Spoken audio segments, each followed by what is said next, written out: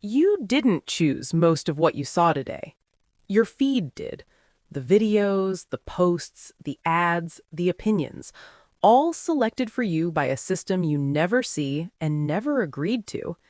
It feels like you're exploring the internet freely, but what if the internet is carefully deciding what your reality looks like? Today, we're pulling back the curtain on recommendation systems, the invisible force quietly shaping what you watch, what you believe, and even what you think the world looks like. You mention needing new running shoes in a conversation, and suddenly every ad you see is for sneakers. Or you watch one video about baking sourdough, and now your entire feed is a flour-dusted wonderland of artisanal bread. It's not magic, and it's not a coincidence. It's the work of recommendation systems, the invisible architects of our digital world. And today, we're going to pull back the curtain and see how these powerful algorithms aren't just suggesting what to watch or buy next, they're actively shaping our reality. Let's start with the basics. What exactly is a recommendation system? At its core, it's a type of algorithm designed to predict your preferences and serve you content it thinks you'll love.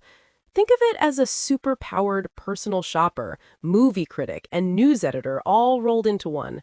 It learns about you from your data, what you click, what you watch, how long you watch it, what you buy, who you follow, and even where you go. It then compares your behavior to millions of other users, finding patterns to make its next suggestion. The most common method is called collaborative filtering. It's based on a simple idea. If person A likes the same things as person B, then person A is likely to enjoy other things that person B also likes. So, if you and I both love sci-fi movies and action thrillers, the system might recommend a new space opera to you because I just watched it and gave it 5 stars. It's like getting a recommendation from a friend you've never met, but who has uncannily similar taste. Another method is content-based filtering. This one focuses on the attributes of the items themselves. If you watch a lot of documentaries about ancient Rome, the system will notice the tags, history, documentary, ancient civilization, Rome, and start recommending other content with similar tags. It doesn't need to know what other people like, it just needs to know what you like.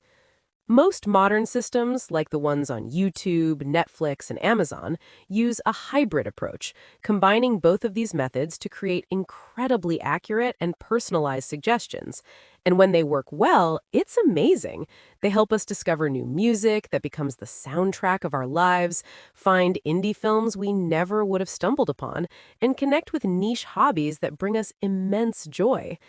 In a world with an overwhelming amount of information, these systems act as a valuable filter, cutting through the noise to bring us things we genuinely enjoy. They save us time and energy, making our digital lives more efficient and arguably more fun. But here's where things get complicated. The primary goal of most of these platforms isn't just to make you happy, it's to keep you engaged. More engagement means more time spent on the platform, which translates to more ad revenue.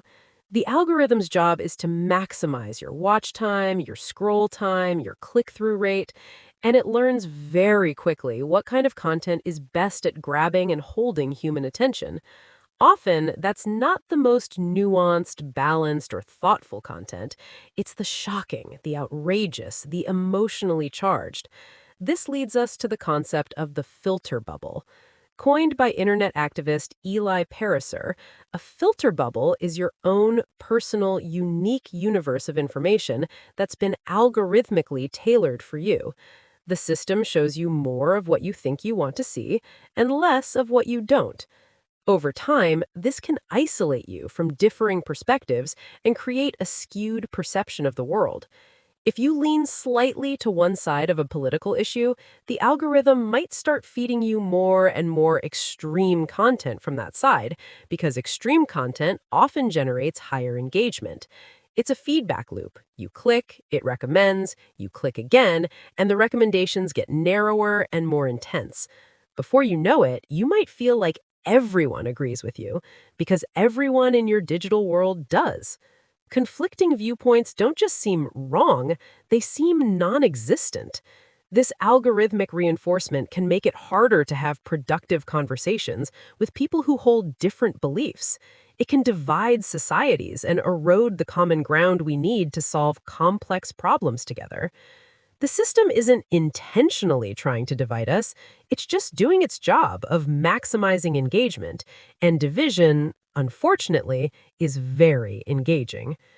This effect isn't just limited to news and politics, it shapes our culture and our tastes. Think about music.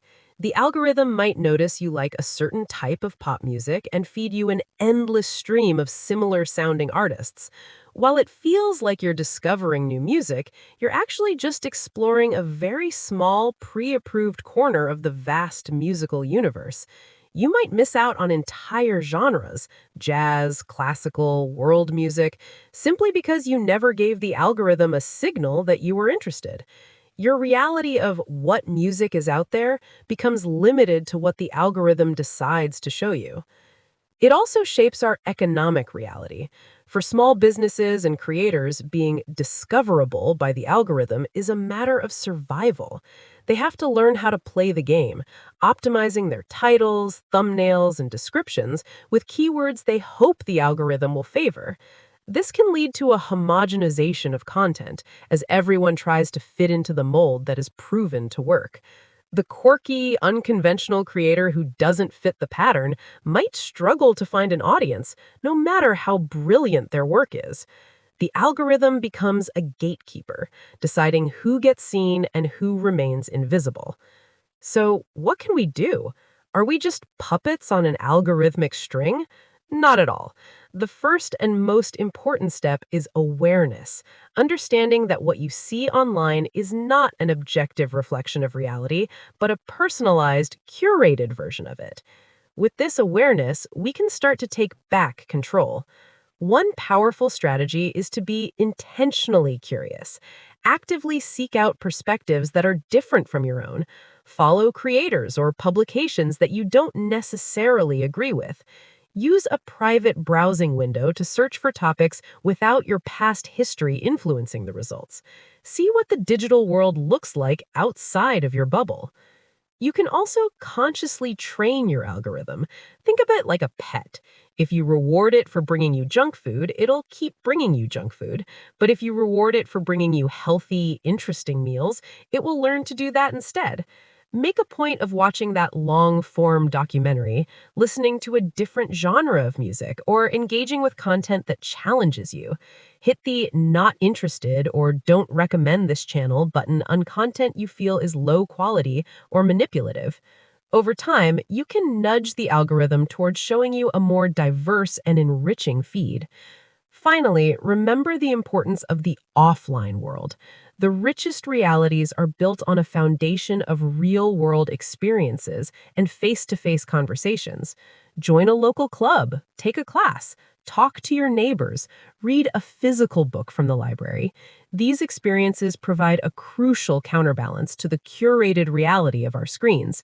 They remind us that the world is far more complex, messy, and wonderful than any algorithm could ever capture.